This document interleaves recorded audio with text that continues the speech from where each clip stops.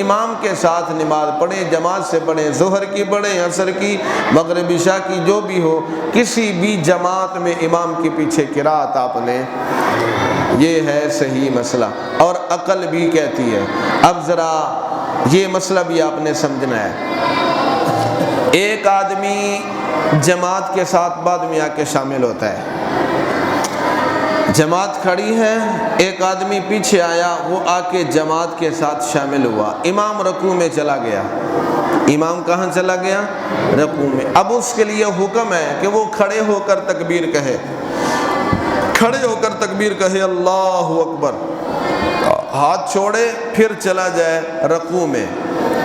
تکبیر نیچے جا کر نہیں کہنی، کھڑے کھڑے تکبیر کہیں اور پھر نیچے چلا جائے رکوع میں امام کے ساتھ۔ اب امام کے ساتھ اگر وہ مل جائے گا، اس کی کمر امام کے ساتھ مل گئی، امام ابھی رکوع میں تھا، یہ بھی رکوع میں پہنچ گیا، اب اس کی یہ رکعت ادا ہو جائے گی، یہ رکعت اس کی ادا ہو جائے گی۔ اگر سورۃ فاتحہ کے بغیر نماز نہیں ہوتی تو پھر اس کی یہ رکعت ادا نہیں ہونی چاہیے، کیونکہ اس نے فاتحہ نہیں پڑھی، نہیں نہ پڑھی، اس نے قرات کی نہیں ہے، صرف اس نے تکبیر کہی، کھڑے اور شامل ہو گیا رکوع میں امام کے ساتھ۔ تو صحیح مسئلہ یہ ہے کہ اس کی یہ والی رکعت ادا ہو جائے گی۔ اب دوسری طرف آئیے، جو لوگ کہتے ہیں کہ فاتحہ کے بغیر نماز نہیں آتی، اب ان سے میرا سوال ہے، یہ آپ بھی سوال یاد کریں، صرف ان کا سوال نہ سنا کریں، خود بھی سوال کر لیا کرو۔ جو لوگ کہتے ہیں کہ فاتحہ کے بغیر نماز نہیں ہوتی، مقتدی کو فاتحہ پڑھنی چاہیے، اب میرا ان سے سوال ہے کہ مقتدی پیچھے سورۃ فاتحہ پڑھ رہا ہے، مقتدی کیا کر رہا ہے؟ سورۃ، جن کے نزدیک پیچھے سورۃ فاتحہ پڑھنی چاہیے، پیچھے مقتدی سورۃ فاتحہ کی قرات کر رہا ہے، امام چلا گیا رکوع میں، امام چلا گیا۔ اب ان سے پوچھئے کہ ابھی مقتدی پیچھے فاتحہ پڑھ رہا ہے، امام رکوع میں چلا گیا، اب مقتدی کو کیا کرنا چاہیے؟ فاتحہ مکمل کرنی چاہیے یا رکوع میں امام کے ساتھ شامل ہونا چاہیے؟ کیا کرنا چاہیے؟ جواب حدیث سے دینا ہے۔ کسی امام کا قول نہیں، کیونکہ اماموں کو تو مانتے نہیں ہیں لوگ، میں کسی پر تنقید نہیں کر رہا، اپنا مسلک بیان کر رہا ہوں، کیونکہ وہ کہتے ہیں تم اماموں کے پیچھے چلتے ہو، اماموں کی پیروی کرتے ہو، حالانکہ اماموں نے قرآن حدیث میں غور و فکر کر کے مسائل قرآن حدیث سے ہی نکالے ہیں، ان کے اپنے نہیں ہیں۔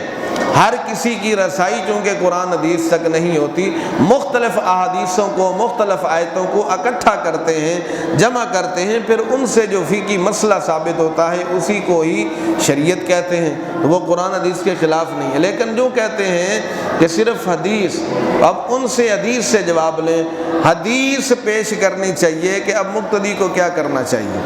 ہمارا مسلک تو بالکل واضح ہے، ائمہ اکرام نے اس کے جوابات عنایت فرمائے ہیں۔ دوسرا سوال، امام نے سورۃ فاتحہ مکمل کر دی، وللضالین قرات مکمل کر دی، پیچھے آمین کہتے ہیں نا، آمین کہتے ہیں، وہ لوگ بھی کہتے ہیں، مقتدی سورۃ فاتحہ کی تلاوت کر رہا ہے، امام نے وللضالین کہہ دیا، اب مقتدی کو کیا کرنا چاہیے؟ آمین کہنا چاہیے یا پیچھے فاتحہ پڑھنی چاہیے؟ جواب حدیث سے ان لوگوں کو دینا چاہیے۔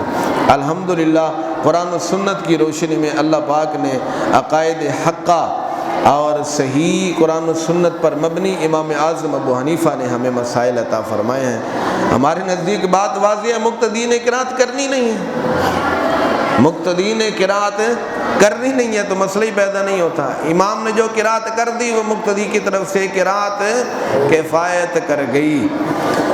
اللہ تبارک و تعالی مسائل دینیہ کی صحیح سمجھ عطا فرمائے، اور یہاں سے جو سبق ہمیں ملا، درس ملا، نصیحت ملی، ہمیں نصیحت یہ ملی کہ ہر عبادت کے آداب علیحدہ علیحدہ ہوتے ہیں، ہر عبادت کے آداب الگ الگ ہوتے ہیں، اور عبادت وہی عبادت ہے کہ جس عبادت میں ادب پایا جائے، جس عبادت میں ادب نہ ہو وہ اللہ تبارک و تعالیٰ کو عبادت مقبول نہیں ہے۔ اللہ تعالیٰ نے قرآن مجید کی قرأت کا ہمیں ادب یہ سکھایا۔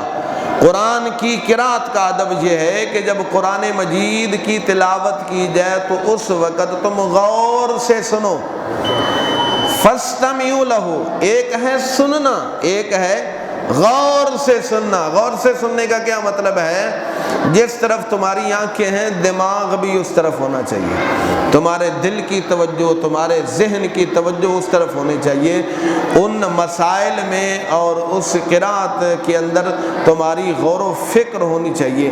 یہ ہے غور کے ساتھ سننا۔ وَأَنصِتُوا لَعَلَّكُمْ تُرْحَمُونَ، اور خاموش ہو جاؤ۔ جب قرآن پاک کی تلاوت کی جائے تو تم کیا رہو؟ امام قرأت کر رہا ہے، پیچھے مقتدی فاتحہ پڑھ رہا ہے، تو یہ خاموش ہے یا اپنی مگن میں لگا ہوا ہے؟ تو امام جب قرأت کر رہا ہے تو پیچھے اس کو خاموشی سے سننا چاہیے۔ یہ ہے قرآن مجید فرقان حمید کا ادب۔ ایسے ہی نبی اکرم صلی اللہ علیہ وسلم کا ادب مبارک کریں۔ کیسے کریں؟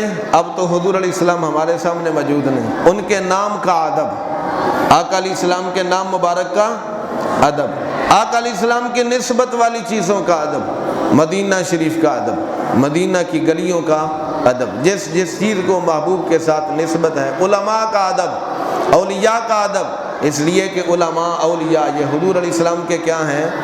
وارث ہیں، وارث۔ اللہ پاک ادب کی توفیق نصیب فرمائے۔ از خدا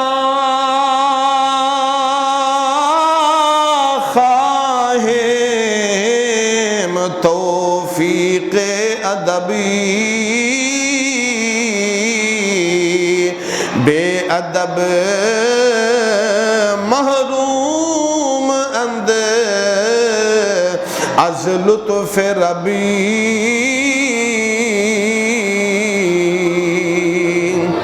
مولانا روم کہتے ہیں اے اللہ ہم تجھ سے ادب کی توفیق مانگتے ہیں، اس لیے کہ ادب کے بغیر اللہ کے فضل اور کرم کے بغیر ہر بندہ محروم رہتا ہے۔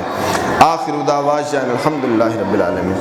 اللہم صلی علی سیدنا و مولانا محمد مبارک وسلم علیہ۔ اے پروردگار ہم سب دی حاضرین و شرف قبولیت عطا فرما، تمام لغزشاں خطاواں دی معافی عطا فرما، بروز معاشر آقا علیہ السلام دی شفاعت طیبہ نصیب فرما، تفقہ فی الدین، تفقہ فی الاسلام عطا فرما، خاتمہ بالخیر نصیب فرما۔ صلی اللہ تعالی علی خیر خلقہ محمد وعلی آلہ وصحبہ اجمعین۔